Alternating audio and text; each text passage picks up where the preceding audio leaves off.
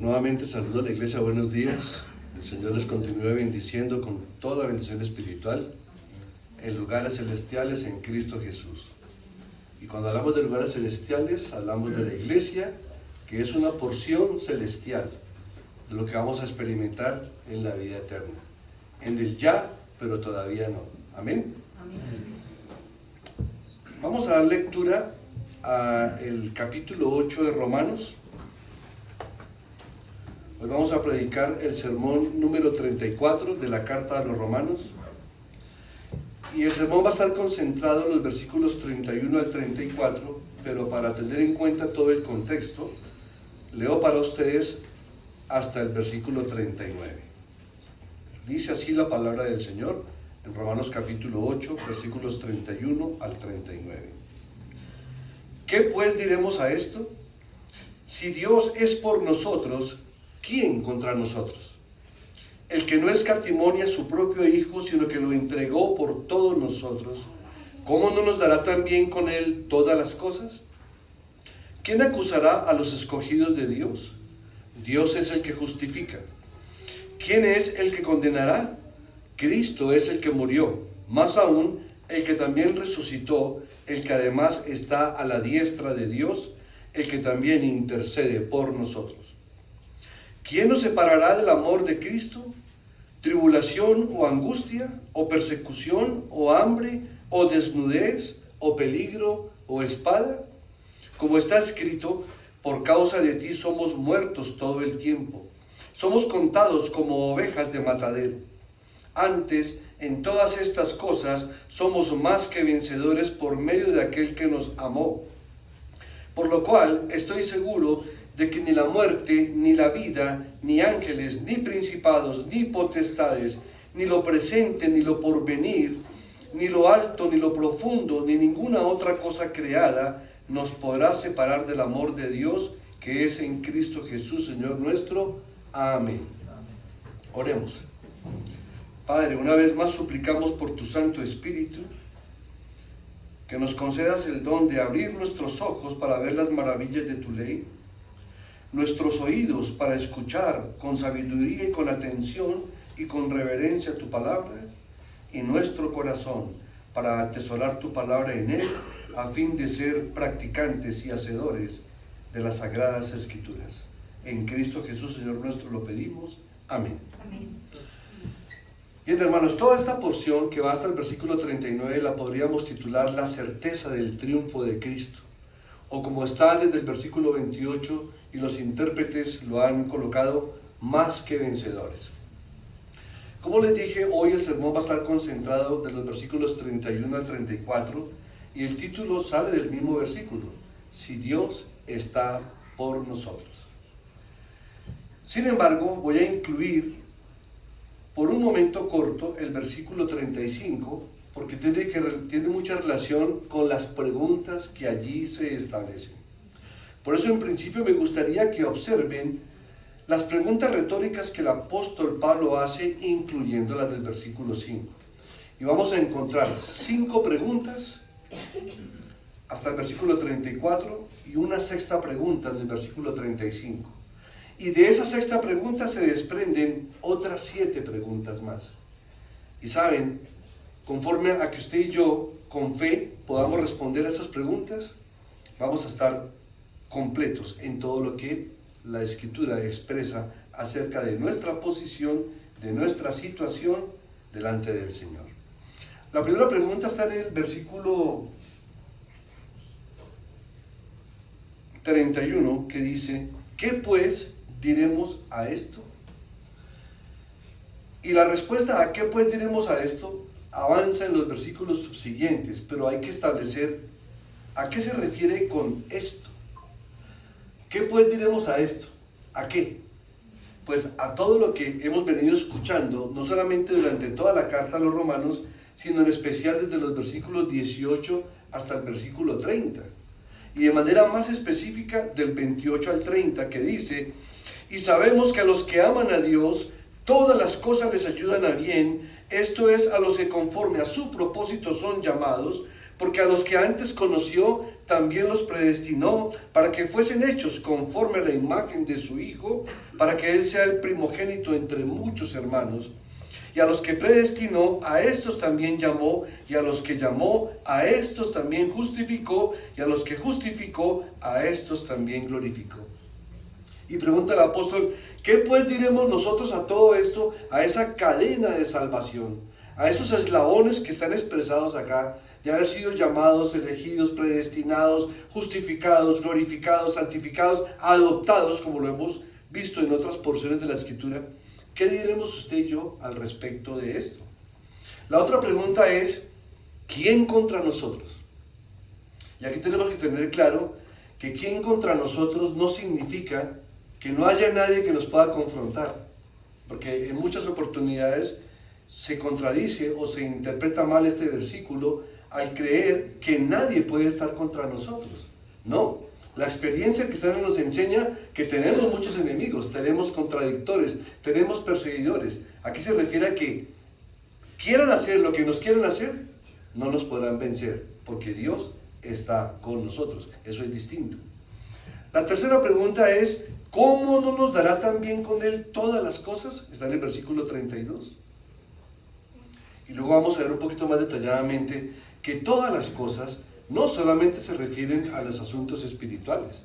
Por supuesto, ellos tienen la prioridad, pero también hay algunos intérpretes que dejan de lado los asuntos que Dios da en sus gracias, en sus misericordias, como son los asuntos económicos o los asuntos de salud o las añadiduras que Él quiera establecer. Y cuando habla de todas las cosas, son todas las cosas. Es así de sencillo. La cuarta pregunta, ¿quién acusará a los escogidos de Dios? ¿Quién nos podrá acusar? Ahora vamos a ver algunos textos bíblicos donde se reafirma que nadie nos podrá acusar. Aún ni siquiera nuestra misma conciencia en el sentido condenatorio. Nuestra conciencia nos acusa, gloria a Dios, para confesar nuestros pecados. Es una herramienta, es un medio de gracia que nos permite ponernos en paz con Dios, pero no en un sentido condenatorio o de juicio condenatorio. ¿Quién acusará a los escogidos de Dios? ¿Y quién es el que nos condenará? Y la sexta pregunta, que va hasta el versículo 35, dice, ¿quién nos separará del amor de Cristo? Y de ahí se desprenden 7 preguntas más. ¿Tribulación? ¿Qué es la tribulación? Se puede definir como aflicciones que vienen de lo externo. ¿Pero qué es la angustia? Que es la segunda pregunta. Puede ser la tribulación manifestada internamente. Pero también hay persecución, pero cuando sea por causa del mensaje de Cristo. Y aunque en la época de Pablo la persecución era con espada, como lo dice la pregunta número 7, hoy día hay más de 70 países en el mundo entero en donde la persecución es tan grave como esta. Y en nuestro país hay persecución contra los hijos de Dios en el sentido de que le pueden hacer perder el empleo por ser cristiano, lo pueden inclusive vetar en una universidad por decir que es cristiano, o en un colegio por decir que es cristiano, lo pueden vetar en la sociedad por decir que es cristiano, y lo pueden perseguir aún en los ambientes políticos por decir que somos cristianos. Hambre. Aquí se refería a las épocas, por supuesto, de hambruna. Cuando, ¿se acuerdan cuando el hijo pródigo hubo malgastado todo? Dice que hubo una gran hambre en el territorio donde él había despilfarrado todo. Dice que sintió una gran hambre. Es a este tipo de hambre que se refiere este versículo. Desnudez. Si lo trajéramos esa palabra desnudez a nuestra época, tendría mucho que ver con la inmoralidad en el vestir. Pero en la época que el apóstol escribió esto, es porque había necesidad de ropa. Había escasez de vestido, pero por pobreza. Peligro. El peligro en diferentes circunstancias. El apóstol Pablo manifiesta en muchas de sus epístolas peligros de ser atracados por ladrones, de naufragar, de ser apedreado, de ser azotado, de ser asesinado, en fin. Y espada. Cuando el apóstol escribió esto, todavía no había sido decapitado por la espada. Pero en su sabiduría y por la comunión íntima que tenía con Dios y por la revelación que Dios le había dado, el apóstol sabía por experiencia propia lo que le esperaba, la ejecución por espada. Esto a manera de introducción, Ahora sí vamos a lo que es la exposición de cada uno de los textos que hemos leído hoy del 31 al 34. Vamos nuevamente al 31. ¿Qué pues diremos a esto? Si Dios es por nosotros, ¿quién contra nosotros? Ya explicamos que de los versículos 28 al 30 se habla de nuestra predestinación, llamamiento, justificación, glorificación, con un propósito muy claro, para que nos parezcamos a Cristo. Ese es el bien. Cuando dice todas las cosas nos ayudan a bien, ese bien es simplemente parecernos a Cristo Jesús. Lo dice claramente el versículo 29, para que fuésemos hechos conformes a la imagen de su Hijo, para que Él sea el primogénito entre muchos hermanos. Pero también del 18 al 30 vemos que se expresa mucho dos temas: la gloria venidera que nos espera, la cual nos fortalece para soportar las aflicciones de este siglo, y vemos también cómo se expresa Dios al respecto de ello a través de los 3 gemidos que enseñamos hace 8 o 15 días. Cómo gime la creación por la misma redención de los hijos de Dios, cómo gime el mismo ser humano por su redención y cómo gime el Espíritu de Dios por todo ello. Alguien decía muy sabiamente que si todo lo que tuviéramos a la mano fueran los primeros 5 o 6 capítulos del libro de Romanos, muchos podrían creer que Dios más bien estaba contra nosotros, porque es lo que está describiendo esos primeros capítulos, es la condición terrible y pecaminosa del ser humano. Pero ahora que el apóstol Pablo ha mostrado todo lo que Dios hizo para salvar al hombre de su ira y equiparlo para tener victoria sobre el pecado y sobre la muerte, ¿quién puede dudar de decir, si Dios es por nosotros, ¿quién contra nosotros? Pero observe este aspecto. Cuando hablamos de la salvación, también está hablando de que hemos sido salvados de la ira de Dios. Generalmente cuando se pregunta, ¿de qué te salvó el Señor?, la gente responde comúnmente, me salvó del infierno, o del pecado, o de la muerte, y es verdad. Pero casi nadie dice, Dios me salvó de su propia ira, porque su iglesia va a ser salvada, o ha sido salvada de la propia ira de Dios, lo que no ocurre con el incrédulo. Que la iglesia pasa por tribulación, siempre ha pasado por tribulación y siempre pasará por grandes tribulaciones.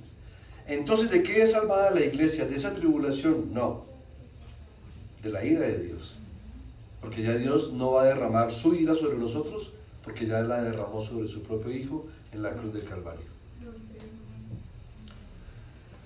Pero ¿qué pasa? ¿Por qué no podemos entender que si Dios es por nosotros, nadie puede estar contra nosotros? Es porque nuestros corazones son débiles. Somos propensos al legalismo y aún somos propensos de manera natural a ser incrédulos. Y nos cuesta recibir esas palabras con bastante credibilidad. Dios es por nosotros. Quiero comentarles cómo el puritano Newell comenta esta porción. Él dice, ellos le han fallado, pero Él es por ellos. Ellos son ignorantes, pero Él es por ellos. Ellos aún no han dado mucho fruto, pero Él es por ellos. Y yo sé, hermanos, que entre nosotros estamos presentes muchos que nos podemos identificar con esto. ¿Cuántas veces le hemos fallado al Señor? ¿Cuántas veces hemos dejado de dar fruto, aún para nuestra propia vida? El fruto no solamente es compartir el evangelio a los demás y que se conviertan, que por supuesto es fruto, pero el fruto también es cómo estoy yo creciendo, cómo estoy madurando y cómo el carácter de Cristo se está desarrollando en mi propia vida. Y esto es importante aclararlo, ¿por qué? Porque, como todos sabemos, la mayoría de los seres humanos que creen que existe algún Dios o que existe Dios de manera intelectual, dicen o piensan que Dios es por ellos. Observe cuando muere alguien en circunstancias totalmente adversas al carácter de Dios. Por ejemplo, muere un gran músico, un buen parrandero, un buen vallenatero. ¿Qué dice la gente? Dios debe estar contento en el cielo, y los ángeles también, porque ahora hay vallenato en el cielo. Porque creen que Dios es a favor de todos, aún de la gente que muere en pecado. Seamos sinceros, esto lo han creído gente que practica el terrorismo, el sicariato, los ladrones, los mentirosos, los estafadores, los que cometen crímenes horribles pensando que Dios es por ellos. Lo hemos visto inclusive en la realidad de nuestro país, ¿no? Cuando un sicario entra a una iglesia tradicional y se echa la bendición para ir a cometer su delito, ¿no? O cuando alguien dijo, no, es que no es culpa mía, yo encontré, dejaron esa cartera encima del mueble y yo me la encontré ahí. Se justifica, no, el culpable fue el que la dejó ahí, no yo. Pero si usted sabe de quién es, pues su deber es devolverla. Bien. Son ilustraciones que aparentemente son sencillas, pero no, es verdad, hay gente que cree que aún Dios es por ellos. Sin embargo, el Espíritu Santo guarda una declaración que es bien importante para usted y para mí. Observe. Verso 31. ¿Qué pues diremos a esto? Observe la palabra sí. Si Dios es por nosotros. Eso es un énfasis muy claro en que ese sí va dirigido única y exclusivamente ¿a quiénes? A los creyentes. Porque dice, no dice si Dios fuere por ellos, dice si Dios fue o es por nosotros. Y cuando habla por nosotros, ¿a quién le está dirigiendo el apóstol Pablo en la carta a los romanos? A la iglesia de Roma, a los santos que están en Roma, a los hermanos en la fe, tanto judíos como gentiles que creen en Cristo. Ese es un sí, y para que podamos saber que solo porque un hombre piense que Dios está con él, no significa que así sea. Tiene que ser sí y solo sí, si es por nosotros. Y para saber si es por nosotros, es porque hemos sido reconciliados con Él por medio de Cristo Jesús. De otra forma, Dios no sería por nosotros. Y luego viene la segunda pregunta, ¿quién contra nosotros? Mis amados hermanos y amigos, si Dios está por nosotros, como lo ha demostrado, claramente por medio de lo que hizo y hace por nosotros, ¿quién estará contra nosotros? Como dije en un principio, por supuesto, no es como si todos los enemigos ya hubieran sido barridos y no nos pudieran hacer nada, no. La pregunta es, ¿qué puede lograr cualquier enemigo contra nosotros si Dios está por nosotros? No puede lograr nada. Nada en el sentido eterno, no nos puede quitar la salvación, no nos puede separar del amor de Dios como lo vamos a ver en el siguiente sermón, pero lo mencionamos hoy. Ni la muerte, ni la vida, ni lo pasado, ni lo presente, ni lo futuro. Nada nos podrá separar del amor de Dios que es en Cristo Jesús, Señor nuestro. Por lo tanto, cuando el apóstol dice, si Dios está por nosotros, el apóstol no está poniendo en tela de juicio el cuadro protector y el amor de Dios y sus promesas, sino muy al contrario. Este sí significa sí, como ciertamente está escrito ahí. Sí, si Dios es por nosotros, ¿quién contra nosotros? Entonces, a la luz de todo esto, ¿qué debemos responder a esa pregunta inicial del versículo 31? ¿Quién contra nosotros? Pues cuando leemos todo el contexto, vemos claramente que no solamente nada, sino también nadie puede estar contra nosotros. Un poquito afectado todavía.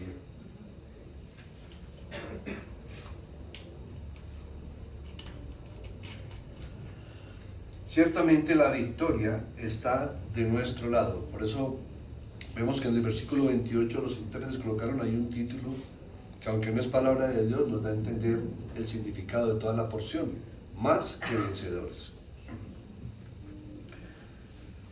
Y esta victoria que está de nuestro lado es cierta a pesar del sufrimiento que puedan enfrentar los cristianos. Si Dios es por ellos, ¿qué importa si otros están en contra de nosotros? Inclusive es aplicable hasta en la vida familiar. Yo recuerdo de un líder cristiano al que amé mucho con todo mi corazón, que cada que yo acudía a él para preguntarle, o para consultarle, o para pedir consejería, porque tenía algún problema, sea cual sea el problema, lo primero que él me decía es: antes de responderte, quiero preguntarte, ¿cómo estás con tu esposa? Pero, avisa ahí, ¿qué tiene que ver mi esposa en todo este problema que tengo con la empresa?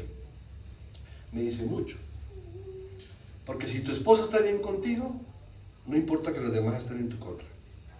Pero si todos los demás están a favor tuyo y tu esposa está en tu contra, estás grave. Eso decía él. Ahora, ¿cuánto más aplicado a Dios? Y los que somos casados y hemos experimentado esa sensación de cuando salimos a trabajar y nuestras esposas están disgustadas, deja un sinsabor y no somos tan productivos como quisiéramos, porque afecta.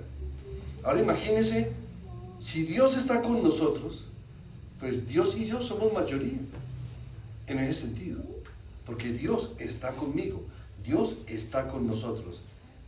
Y si tú lo crees y lo experimentas en tu propia vida, vas a poder percibir de manera experiencial, de manera testimonial, que esa es una verdad aplicable a tu vida y a tu familia.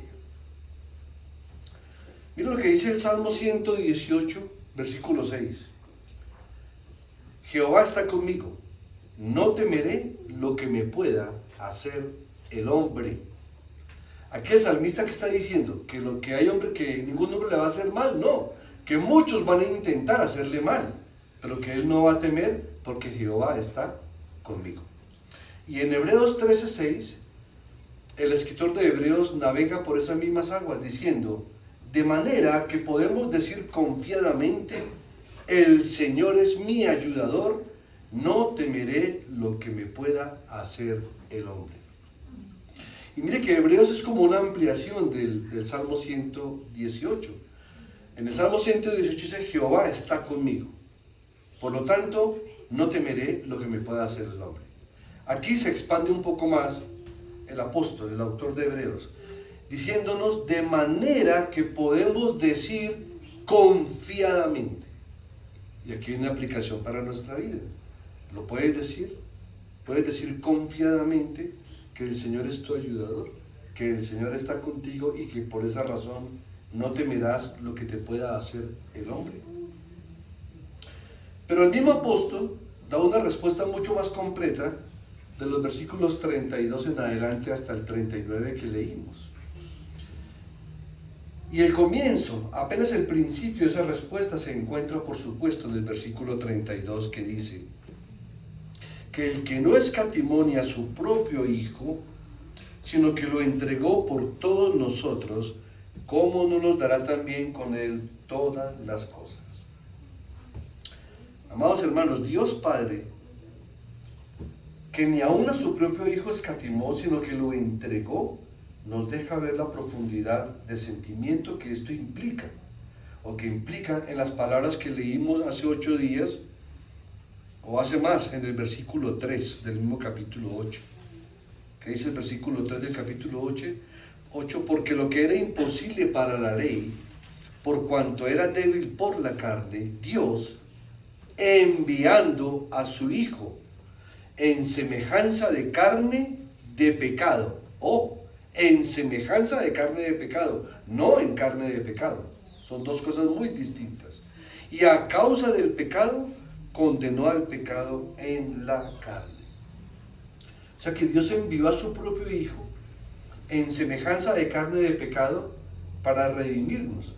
A partir de ahí es que comenzamos a entender la grandeza de esta obra y por eso cantamos hoy himnos que tienen que ver con la muerte y la resurrección de Cristo, cómo la gracia del Señor nos ha llamado, cómo la iglesia es tan importante, cómo el día del Señor en que celebramos su muerte y su resurrección son de vital importancia para el creyente, porque Cristo nos fue dado, nos fue enviado por el Padre. ¿Y por qué hablo de esto con tanto énfasis? Por lo siguiente: encontramos en el Nuevo Testamento varias referencias a la palabra entregar, pero desde una perspectiva de traición. Judas entregó al Señor a los judíos. Los judíos lo entregaron a los romanos. Específicamente fue entregado a Pilatos. Pilatos lo entregó a los soldados romanos lo crucificaron. ¿Sí? Como la palabra entregar tiene un sentido bueno en el sentido de que Dios entregó a su Hijo por nosotros, pero malo en el sentido en que fue entregado de manera injusta por los hombres, donde ahí queda claramente establecida la responsabilidad del ser humano. Todos tuvieron parte en ese evento, Pero en un sentido final, ¿quién entregó a Cristo? Dios, el Padre. Enviando a su propio Hijo, significando que en algún sentido la entrega de su unigénito e inconmensurablemente amado Hijo fue para el Padre un genuino sacrificio. Lo que vemos aquí en Romanos 8:32 nos tiene que llevar a tener en cuenta los siguientes aspectos o los siguientes hechos. Primero, Dios, como juez de todo el universo, tiene un hijo único, muy amado. Dicho hijo nunca cometió pecado alguno. En todo lo que hacía, él complacía a su Padre. Mira lo que dice Juan 8:29. Y el que me envió, conmigo está.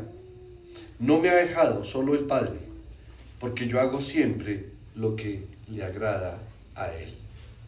Vemos que el propósito de Cristo siempre fue glorificar al Padre, siempre, hacer todo lo que el Padre le había ordenado que hiciera. Por otra parte, más bien todos nosotros, según Isaías 53:6, nos extraviamos como ovejas. Cada uno de nosotros se apartó por nuestro propio camino. Mire el contraste que hay entre nuestra actitud de siempre huir de Dios por naturaleza propia y de Dios enviar a su Hijo para redimirnos. El predicador Spurgeon, en un sermón que me gusta mucho de él, basado en el texto que dice, y no queréis venir a mí para que tengáis vida eterna, lo explica de una manera tan clara, tan sencilla, que ese no queréis venir a mí no tiene nada que ver con la voluntad del hombre. Y casi siempre se predica ese versículo como si fuera la voluntad del ser humano. Y no queréis venir a mí. Así el pastor ahí dice, no quiero ir a Dios. Y no, este hombre inspirado, iluminado más bien por el Espíritu de Dios, entiende que el no querer ir a Dios es un asunto no de voluntad, sino de naturaleza humana. O sea, el ser humano por naturaleza no quiere ir a Dios. No le nace ir a Dios. No le agradan las cosas de Dios. Tiene que nacer de nuevo para que eso ocurra, para que le agraden las cosas del Señor. Pero sin embargo, a pesar de esa actitud nuestra de extraviarnos, de que cada uno hace lo que quiere, sin embargo, sobre este amado Hijo de Dios, el Señor Dios pronuncia la sentencia que nosotros merecíamos. Y es una sentencia inconmensurable tanto en su severidad como en la manera en que se ejecutó en todo detalle. Dios no escatimó a su Hijo. Dios no mitigó la severidad de la sentencia en manera alguna, y el Hijo mismo concordó con el Padre, con el Espíritu Santo, todo esto desde la eternidad pasada.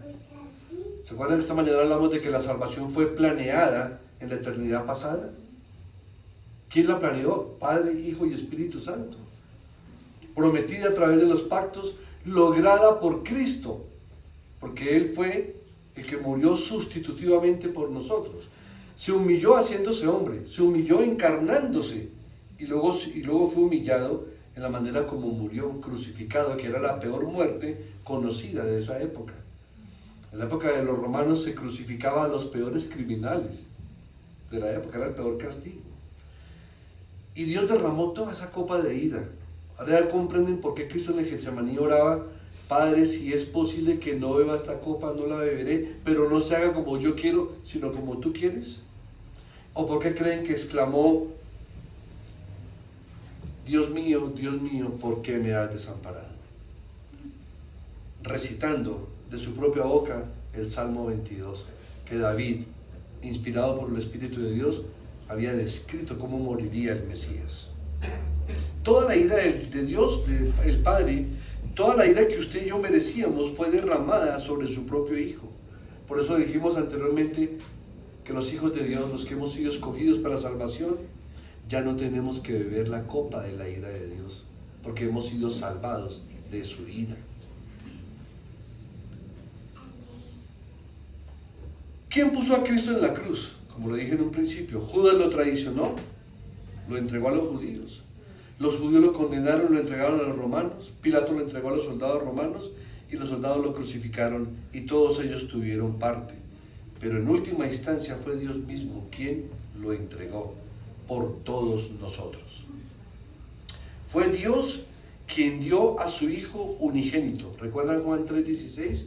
Porque de tal manera amó Dios al mundo, que ha dado a su Hijo unigénito, para que todo aquel que en Él cree no se pierda, mas tenga vida eterna. ¿Y para qué lo envió? Para morir en la cruz por nosotros. Dios quiso quebrantarlo. Acompáñenme a Isaías 53:10.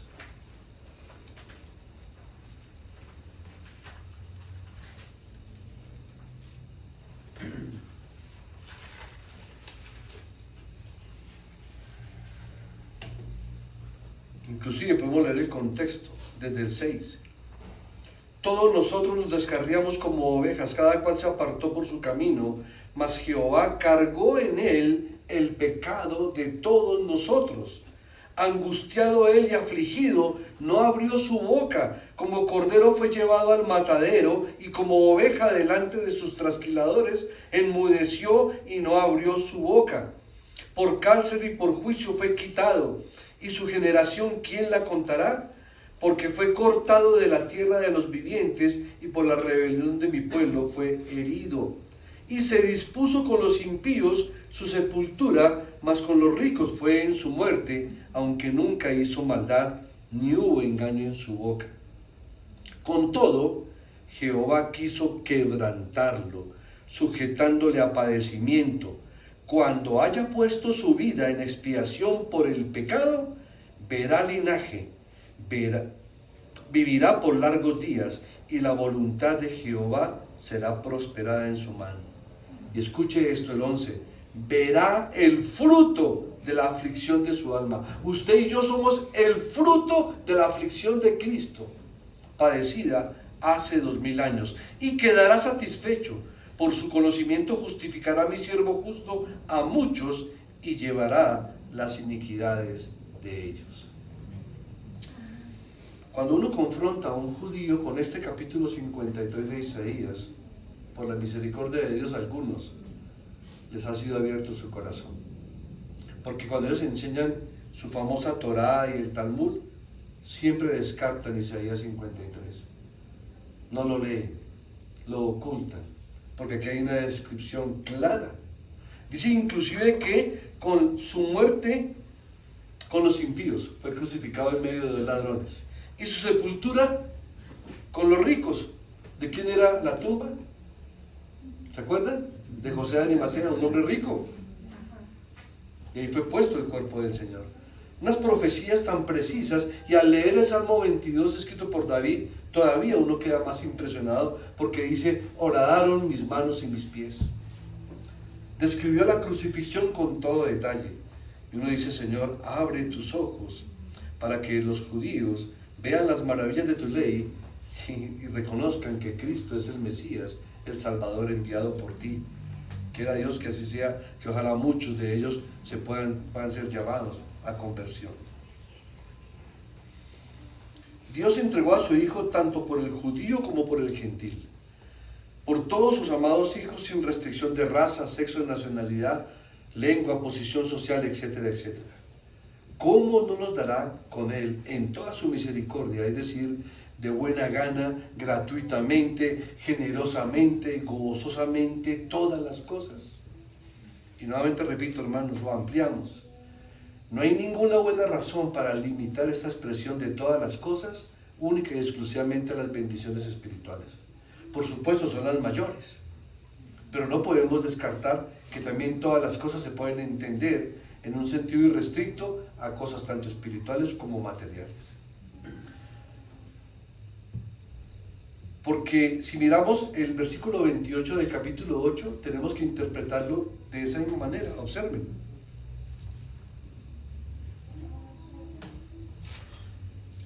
Y sabemos que a los que aman a Dios, ¿todas qué? Las cosas. ¿Ahí se referiría únicamente solamente a las cosas espirituales?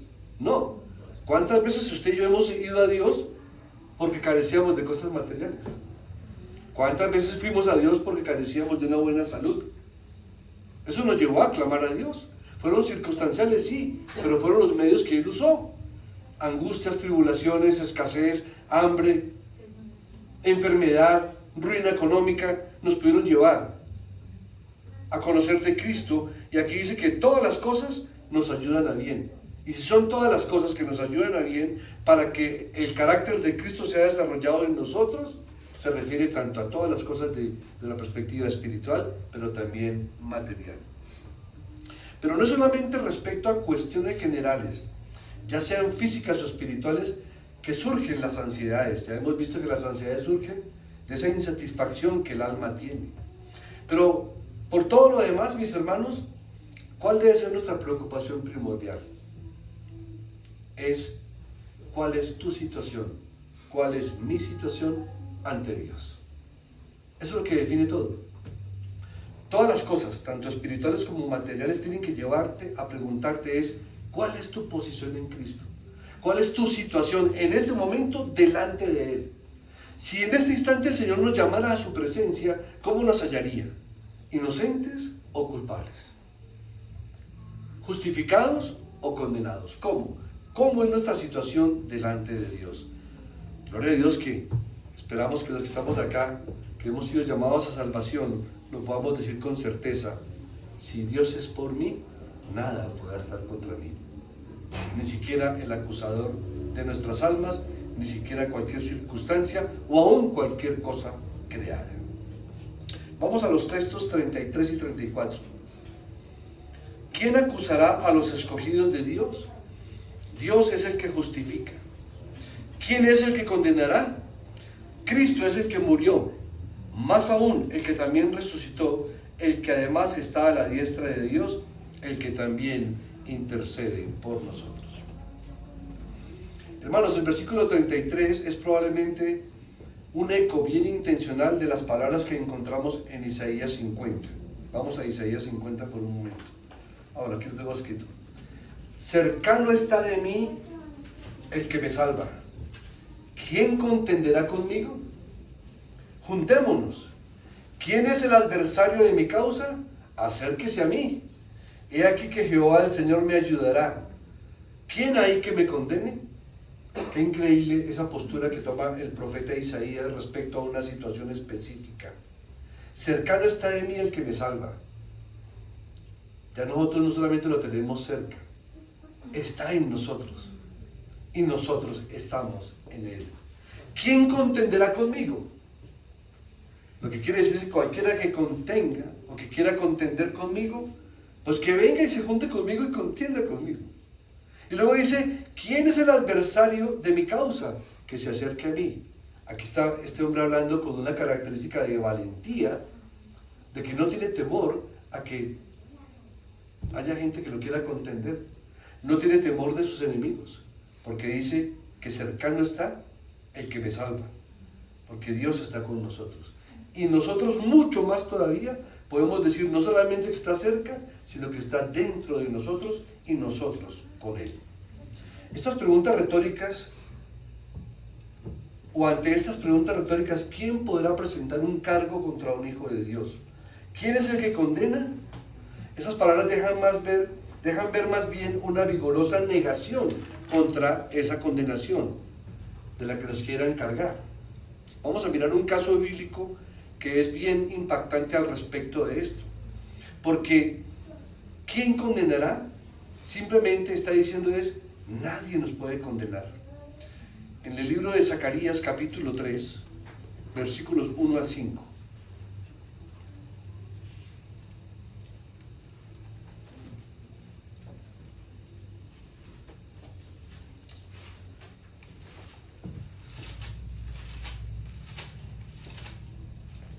Zacarías 3, 1 al 5 dice así: Me mostró al sumo sacerdote Josué, el cual estaba delante del ángel de Jehová, y Satanás estaba a su mano derecha. ¿Para qué? Para acusarle. Y dijo Jehová a Satanás: Jehová te reprenda, oh Satanás. Jehová, que ha escogido a Jerusalén, te reprenda. ¿No es este un tizón arrebatado del incendio? Y Josué estaba vestido de vestiduras viles, y estaba delante del ángel. Y habló el ángel y mandó a los que estaban delante de él, diciendo: quitadle esas vestiduras viles. Y a él le dijo: mira que he quitado de ti tu pecado y te he hecho vestir de ropas de gala. Esa es la posición suya y mía, si somos verdaderamente hijos de Dios ante nuestro acusador. Y sabemos que Satanás nos acusa de manera permanente y tenemos que reconocer que aún esas acusaciones pueden llegar a ser ciertas, ¿o no? ¿No se ha sentido usted acusado por el diablo cuando dice, hijo de Dios y diciendo mentiras? Hijo de Dios y deseando la mujer que no es su esposa. Hijo de Dios y permitiendo y alcahueteando estas cosas. O hijo de Dios y embriagándose. Son acusaciones verdaderas. Pero el que es verdaderamente hijo de Dios puede descansar en esta preciosa promesa. Escuchen esto. ¿Qué me impacta el versículo 2 de Zacarías? Y dijo Jehová a Satanás, Jehová te reprenda. ¿No les parece curioso eso? ¿Qué Jehová le dijo a cuál Jehová que Satanás te reprenda? Ese es otro texto que puede mostrar lo que es la Trinidad, ¿no? Como el Salmo 110, dijo el Señor a mi Señor. ¿Cuál Señor le dijo a mi Señor? ¿Se dan cuenta de la pluralidad de Dios? Porque Jehová, si es Jehová, dice, te reprendo y punto, ya. Pero aquí dice, y Jehová le dijo a Satanás, Jehová te reprenda. Qué interesante, ¿no? Ahí vemos la pluralidad de Dios obrando en favor de sus escogidos. Verso 34. ¿Quién es el que condenará? Cristo es el que murió, más aún el que también resucitó, el que además está a la diestra de Dios, el que también intercede por nosotros. En este versículo, hermanos, se resalta algo aún más claramente por las palabras que se expresan a saber. Cristo Jesús es el que murió. Él fue el que resucitó de entre los muertos y es Él el que está a la diestra de Dios. ¿Y qué estaba haciendo el que murió y resucitó por nosotros y que está a la diestra de Dios? ¿Qué está haciendo? Intercediendo por usted y por mí. Es impresionante si uno lograra por el Espíritu del Señor dimensionar esa posición en Cristo. Te imagínense la escena de Zacarías, de Josué el sacerdote con vestiduras viles y Satanás acusándolo y Cristo diciéndole al Padre, yo morí por él, póngale vestiduras nuevas. Acusador, fuera de aquí, este es mi hijo, yo morí por él, no tiene nada que condenarle, yo pagué por él todo, absolutamente todo. Esa es nuestra posición en Cristo. ¿La estamos viviendo? ¿La estamos experimentando de esta manera? A manera de conclusión de estos últimos dos versículos, quiero agregar lo siguiente. ¿Quién acusará a los escogidos de Dios? Que están descritos del versículo 29 al 30. Ellos son los escogidos de Dios, los que conforme al propósito de Dios han sido llamados en Cristo. Hermano, Dios te ha justificado. Tú has comparecido ante la corte más alta del universo y has sido encontrado no culpable. Tú y yo ya no somos culpables, aún de los pecados que vamos a cometer, increíble. Obviamente que esto no es para que tengamos licencia para pecar, cuidado. No, pero la palabra dice que todos los pecados han sido perdonados, pasados, presentes y futuros, todos. Ahora que si pecamos tenemos consecuencias aquí, por supuesto. Cuando un hijo desobedece hay que corregirlo, tiene consecuencias. Cuando un hijo es desobediente, cuando un hijo hace causa mal, pues va a corregirlo. Pero eso no quiere decir que no lo amemos. Tu caso ha sido sellado en la Corte Suprema del Universo y no hay otra corte más alta que te pueda condenar. Si Dios, el juez justo, te ha justificado, ¿qué juez más alto te podrá condenar? No hay ninguno más alto que Él. Es más, dice la palabra de Dios que Él ha jurado por sí mismo. No puede jurar por otro más alto, sino por sí mismo, porque no hay otro más grande que Él. Si el juez de toda la tierra está de nuestro lado, no tenemos absolutamente nada que temer. ¿Quién me condenará? Ciertamente Cristo no, porque Él murió por ti y por mí. Mi condenación cayó sobre Él. Es lo que dice Romanos 8, el versículo 3, que ya lo hemos leído, pero lo repasamos nuevamente. Porque lo que era imposible para la ley, por cuanto era débil por la carne, Dios enviando a su Hijo en semejanza de carne de pecado, y a causa del pecado, condenó al pecado en la carne. Ya Él condenó el pecado que nos esclavizaba a ti y a mí. Una cosa es que pequemos porque tenemos naturaleza pecaminosa todavía, y otra cosa es que seamos esclavos del pecado o que el pecado se enseñoree de nosotros. Son dos asuntos totalmente diferentes. Él no solo murió por mí, sino que también vive por mí. Él no solamente murió por ti, sino que vive por ti. Satanás nos podrá acusar, y como lo dije anteriormente, aún sus acusaciones en contra nuestra pueden ser ciertas, pero el Señor Jesucristo vive para interceder por nosotros. El Señor Jesús ruega y ora por ti y por mí. Mira lo que dice en 1 Juan capítulo 2, versículo 1. Hijitos míos, estas cosas os escribo para que no pequéis. Y si alguno hubiere pecado, abogado tenemos para con el Padre, a Jesucristo el justo. Y Hebreos 7:25 dice: por lo cual puede también salvar eternamente a los que por Él, o sea por Cristo, se acercan a Dios, viviendo siempre para interceder por ellos. Y culmino con esto, mis hermanos. Mire el contraste más bello. El Espíritu Santo es por nosotros, versículo 26. Y de igual manera el Espíritu nos ayuda en nuestra debilidad. Pues qué hemos de pedir como conviene, no lo sabemos, pero el Espíritu mismo intercede por nosotros con gemidos indecibles. Segundo, Dios el Padre es por nosotros. 8:31. ¿Qué pues diremos a esto? Si Dios es por nosotros, ¿quién contra nosotros? Y tercero, Dios el Hijo es por nosotros. Verso 34.